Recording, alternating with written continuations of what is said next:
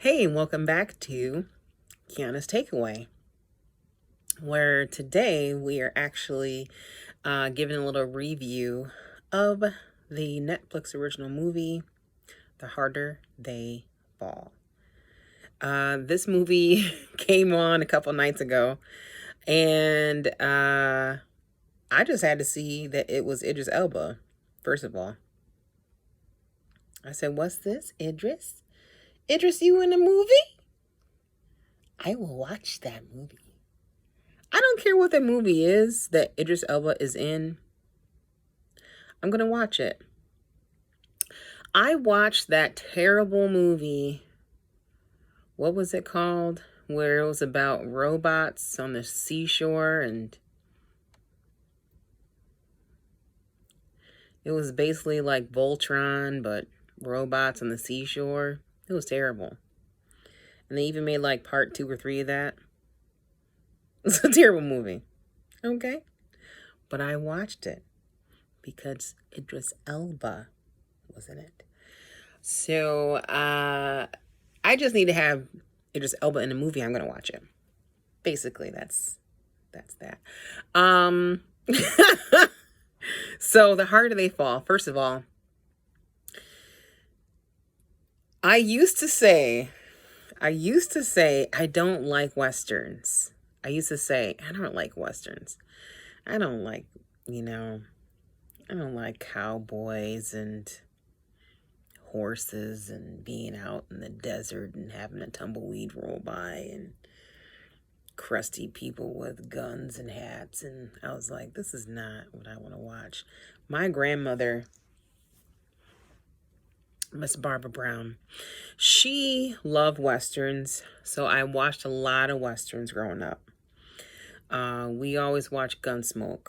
We always watched Bonanza.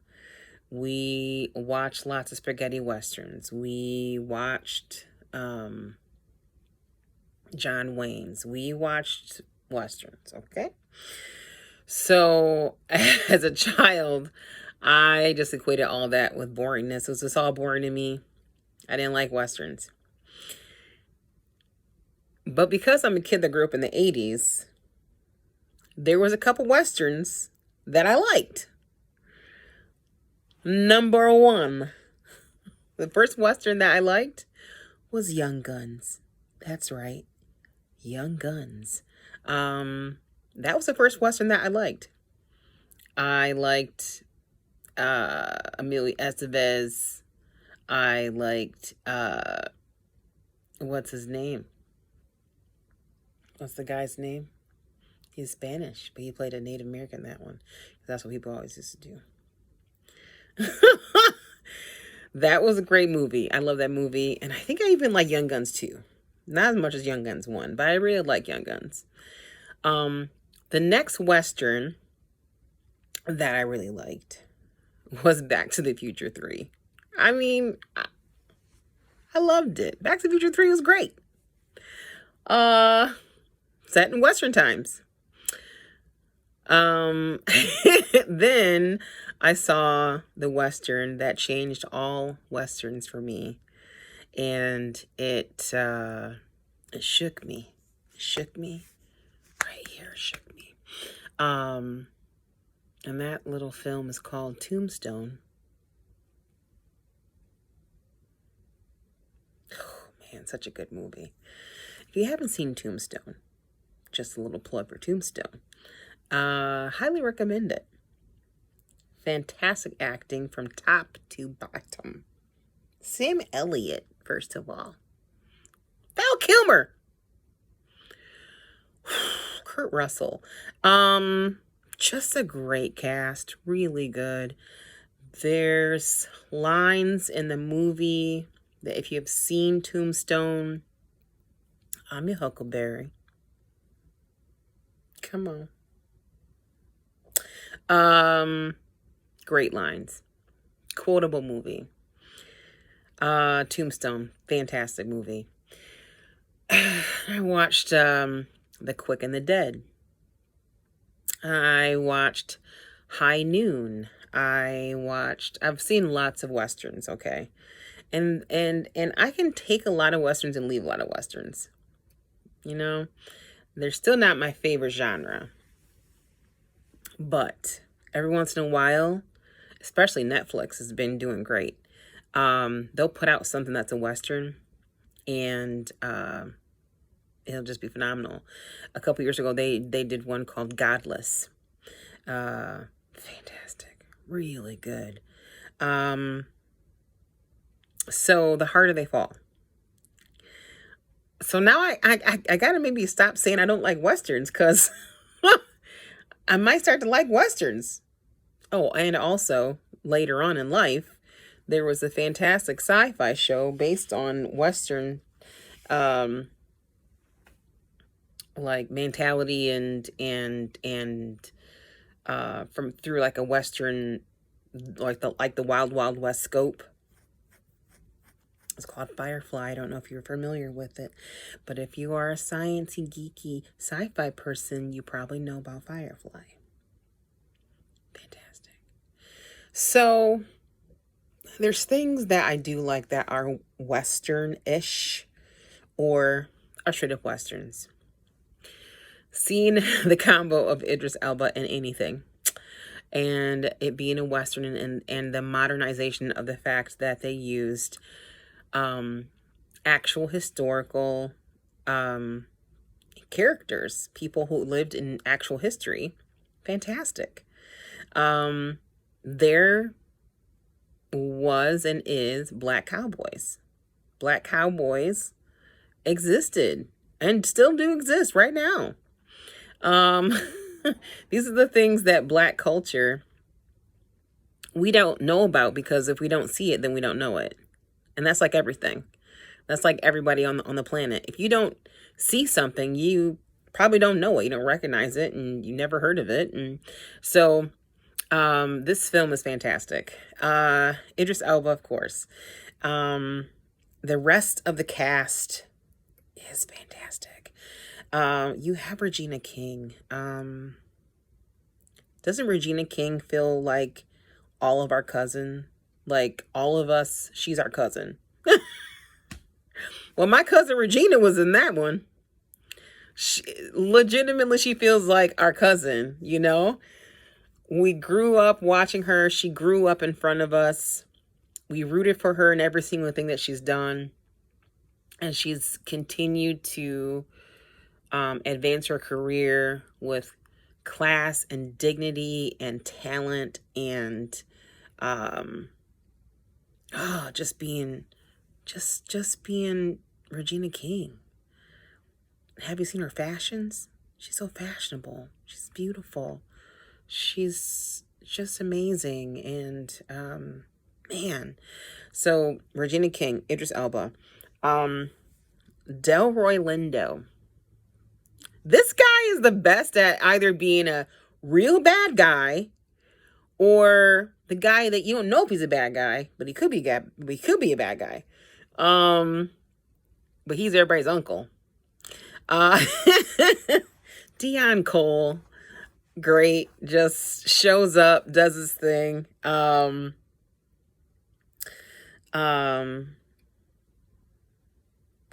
Lakeith Stanfield. There's actors in here that are less familiar to me. Lakeith, of course, being in Get Out and in what was the thing about the calling? Don't hang up, or excuse me for the call. What was that movie called? I can't remember what it's called. Anyways, it was great. Real bizarre, real weird. And the anti-hero, I think, in this, Jonathan Majors. Great job. Beautiful, wonderful performance.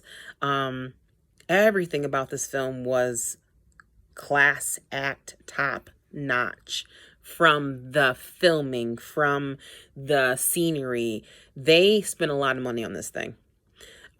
They had to actually use some out west footage and go to these places that's all open wide, and maybe they're in Canada. Lots of parts of Canada looks like our west also. Just beautifully done. filmography was great. The soundtrack was real nice also. So getting back to the film being a predominantly black film, produced by Jay-Z, crazy. I mean, you're gonna watch this movie. Just phenomenal, amazing, with just the idea that black producers, directors, actors can be a part of projects that are all black or mostly black casts, and have it just be about anything. This is our Tombstone. This is our Quick and the Dead. This is the classic cowboy movie. It had all the great cowboy-esque moments that they played on really beautifully. The town that they set up, the multiple towns that were set up, there's a scene where the Idris Elba character, who is like the bad guy, and they refer to him as the devil. There's a scene where there's an opposing shot where at the end, so he's in one building, at the end of that long row, that street is a very, very white, traditional church, white building. And it has, so it's like, here's God, here's the devil, It had so much poetry in it. It had a love story in it. It had a couple love stories in it, actually. Just really, really well done. And I walked away absolutely so happy. Many parts of the film I shouted out loud and screamed and laughed, and I mean, the train scene, so great. What's something that a good Western needs is a train robbery scene, right? Gotta have a train robbery scene. So they have a train robbery scene, and so they do the whole, they get on the train, and they make their threats to the people on the train, and and there's a regiment of soldiers on the train, and they deal with that, and how they get what they need to get off the train, and it's just so great. Just a real so well done, so smart, so funny. It was the great combination of intensity with humor mixed in throughout that whole scene, throughout the whole movie. The other thing, there's there's a scene where they have to go to Mayville. And it's Mayville, a white town. It's great. You just got to see it. It is so great. It's just so clever. It's simple, but what it's saying is really powerful. And it's just so good.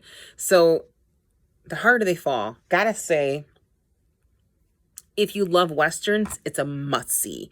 If you love black films, it's a must-see. If you are obsessed with Idris Elba, it's a must-see. If you just want to be in the know of the conversation that's going to be happening in the next couple of weeks, it's a must-see. You got to see The Harder They Fall. What's my takeaway? My takeaway from this movie overall is that the beauty of it. It has a lot of beauty in it. they spent a lot of time making sure that there were shots in this film that captured moments really well. It had a lot of beautiful scenes in it. It had a lot of graphic. It's a Western, and it's always up to the storyteller, how they tell the story. And the gore was definitely an aspect of the story and how the story was told. Bullets to the head is kind of a thing. Bullets to the head is kind of a thing. Or guns to the head is kind of a thing. It's really there's blood.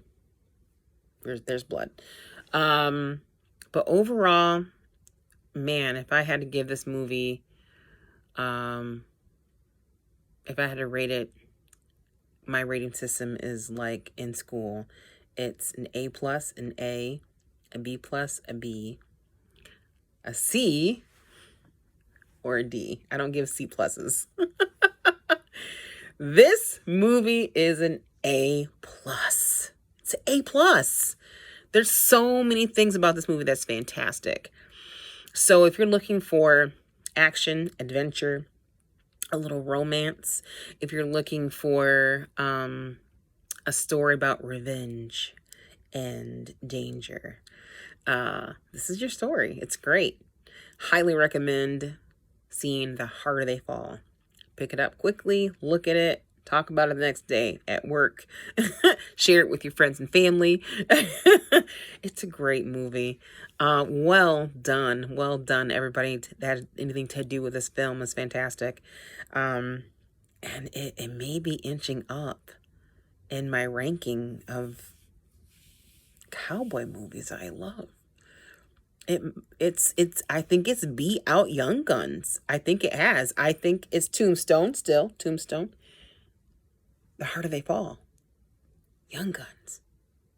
Back to the Future 3. The Quick and the Dead. I think that's my rating now. Anyways, thanks guys for watching, and I'll talk to you later. Bye.